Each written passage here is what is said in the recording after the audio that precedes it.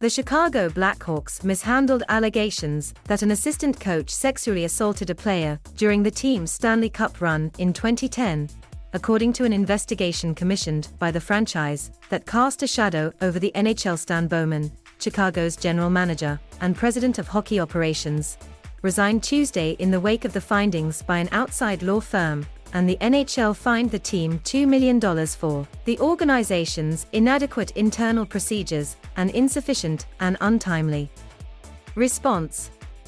Ulrich Isaac, one of the team's top hockey executives, also is out.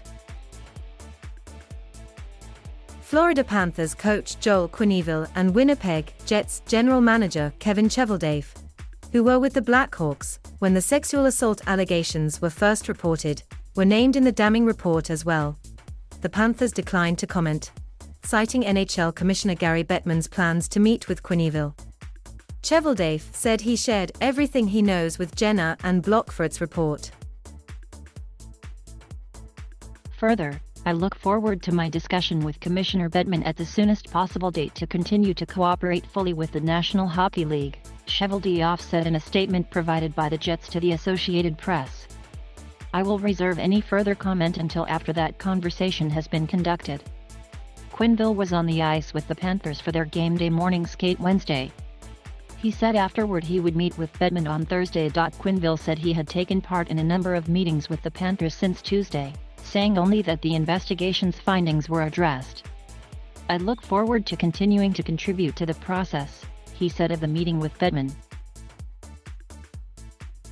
The Blackhawks hired Jenner and Block to conduct what they called an independent review in response to two lawsuits filed against the franchise, one by a player identified as John Doe alleging sexual assault by then assistant coach Brad Aldrich in 2010 and another filed by a former student whom Aldrich was convicted of assaulting in Michigan. The report, which team CEO Danny Wirtz called both disturbing and difficult to read, was released by the franchise.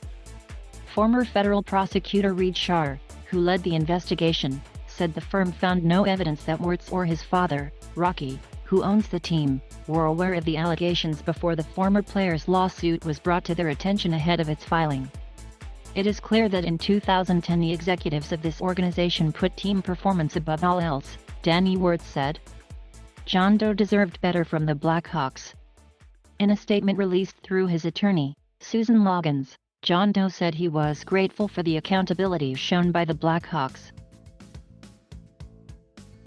Although nothing can truly change the detriment to my life over the past decade because of the actions of one man inside the Blackhawks organization, I am very grateful to have the truth be recognized, and I look forward to continuing the long journey to recovery, John Doe said. Danny Wirtz said he has instructed the organization's lawyers to try to reach a fair resolution consistent with the totality of the circumstances. But Loggins said there hadn't been any settlement talks.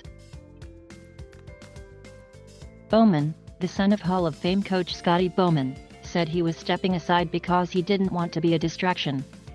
He also resigned his position as GM of the U.S. men's hockey team at the 2022 Winter Olympics 11 years ago. While serving in my first year as general manager, I was made aware of potential inappropriate behavior by a then video coach involving a player, he said in a statement released by the Blackhawks.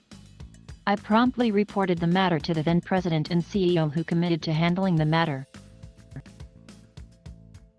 I learned this year that the inappropriate behavior involved a serious allegation of sexual assault.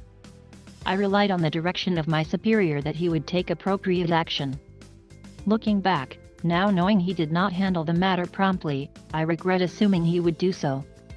According to the report, the encounter between John Doe, then 20, and Aldrich, then 27, occurred on May 8 or 9 in 2010. Doe told investigators that Aldrich threatened him with a souvenir baseball bat before forcibly performing oral sex on him and masturbating on the player's back, allegations that he also detailed in a lawsuit. Aldrich told investigators the encounter was consensual. On May 23, right after Chicago advanced to the Stanley Cup final, Bowman, McIsaac, former team president John McDonough, former executive vice president Jay Blunk and then assistant general manager Cheveldae met with then coach Quenneville and mental skills coach Jim Gary to discuss the allegations. Shar said accounts of the meeting vary significantly.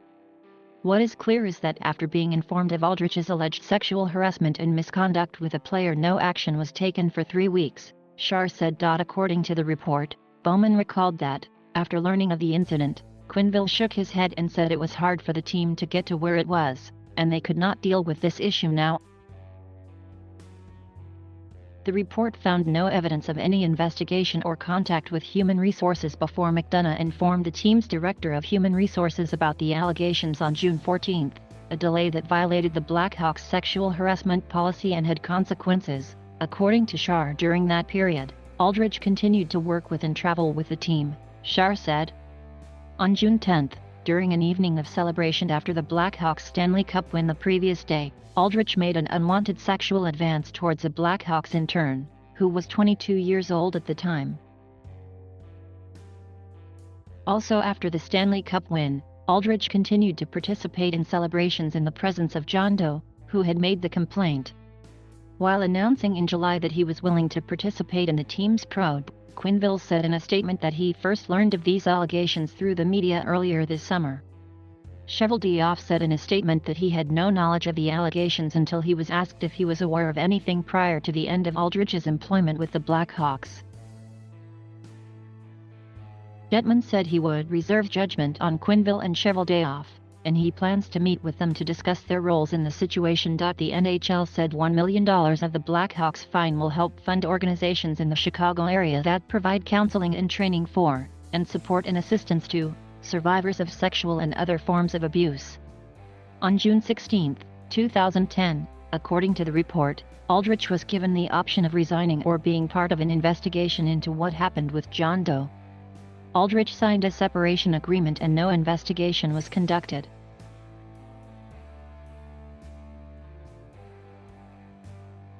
Thank you for watching. Please subscribe.